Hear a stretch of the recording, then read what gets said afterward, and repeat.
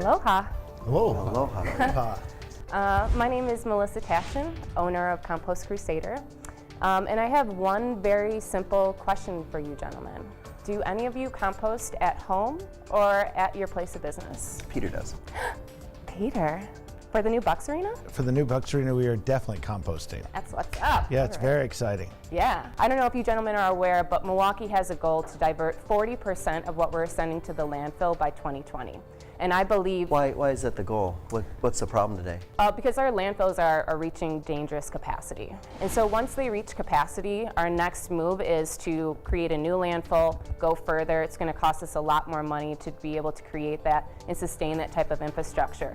And right now, over 25% of what makes up our landfill is food scraps. And so that's kind of like the last element right now. We recycle cans, bottles, because they're able to create jobs and create a finished product for us, be able to reuse it.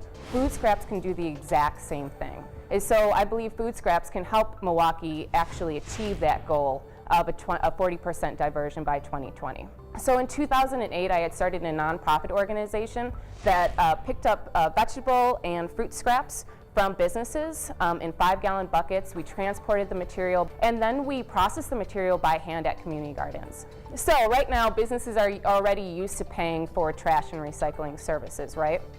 They already have, within each institution, you already have a landfill receptacle as well as a recycling receptacle. Now, all I'm suggesting is you just add an additional receptacle. It's lined with a compostable bag.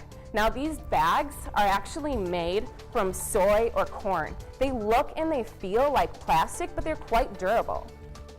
So this has been able to help take the industry to a whole new level.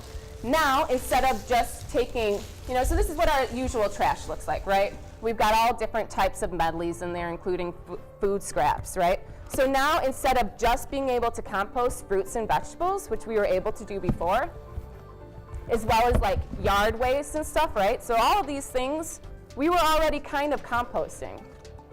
But now, we can also take cooked meat, dairy. We've got grains that we can now take that before could not be composted in a backyard facility because it'll attract animals and stuff. So you take all of these things out of the equation, right? Now look at your volume. So once you can reduce the cost associated to your landfill service, you reduce then the volume, so you can then reduce the size of the receptacle, the frequency of pickup, which ultimately means you reduce your costs associated to that service. So how much revenue do you have currently? How many customers do you have? We have 70. And what are you looking for from us? Right now I am looking for some marketing help. All of the customers we have, like Children's Hospital of Wisconsin, City of Milwaukee, Marquette University, all of these organizations came to us because they want to be more sustainable. So I haven't actually had to do any cold calling yet. I haven't had to convince anybody like Mark that this is the right way that you need to do it. You're well on your way. Yeah. Can you just quickly give me the financials on what you charge and how the service works? So once this receptacle is full, you've got a compostable bag. You just simply pull the liner, so it's very easy for staff to adopt. You put it into the outside receptacle, and then we come with our compost truck, and we service the outside receptacle. Take it to a DNR certified compost site, where then they process it and turn it into a finished soil amendment. You finally have your gift.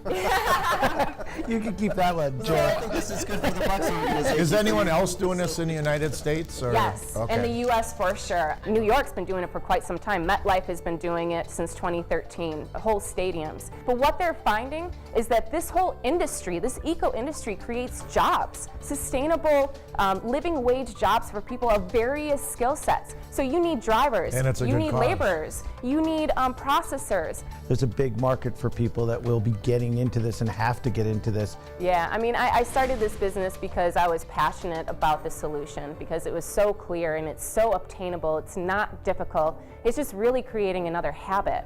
And the more people that create these habits and the more that you talk about them, the easier it is to adopt and to just kind of make mainstream. Great You're job. passionate for sure. Process. Yeah. That's awesome. Great job. Thank you. Is that okay if Good Peter job. keeps this? Yeah, please. Yeah. It's yours. Congratulations, Got a Peter. birthday coming up. There you go. Thank you, gentlemen, very much. I Thank appreciate you. it. Thank you. Yeah, y'all have a good one.